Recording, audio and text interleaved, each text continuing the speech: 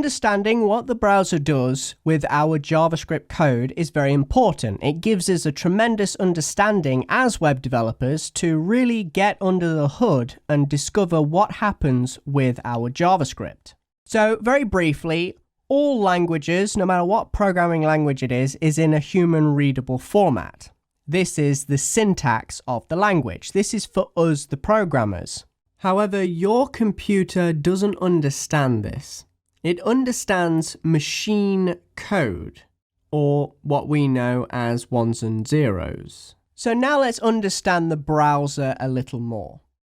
With each application that you have, most of the time it's made up of lots of little different applications that control certain aspects of the program.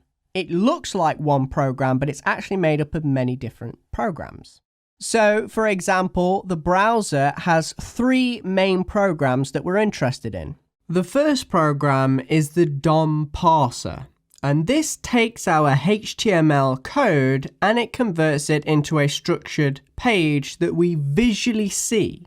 The next program is the CSS parser that will take our CSS code and then it will make sure that our document layout is rendered correctly. But truth be told, even though we have the HTML and CSS syntax being parsed here, we actually combine these two together. We have something called the layout engine or rendering engine inside of a browser, which is actually just classed as one program. And it takes both your HTML, CSS, and it does other things inside the browser as well. And ultimately, it renders the page, as seen here.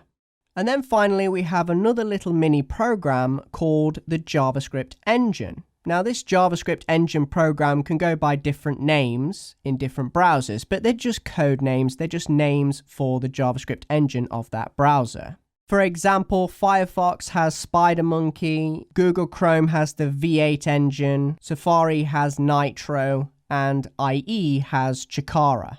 So it doesn't matter what name we give our JavaScript engine, its sole job is to take the JavaScript syntax that's in human readable form and convert it ultimately into machine code or ones and noughts so that our computer can understand our instructions. So this is why we call it client-side, because the files are being downloaded onto the client's computer and processed on the client's computer. Now, if we take a look at the JavaScript engine specifically, this is actually either going to be an interpreter or it's going to have compilation involved in there, such as a JIT compiler. For example, Google's V8 engine, and in fact, a lot of JavaScript engines are JIT compilers. And what JIT means is just in time. And what that means is it takes your human readable instructions, whatever instructions you want to execute at that specific time, and it basically converts those instructions. And they're actually very, very quick. They also do some optimizations as well. Now, I've made a course on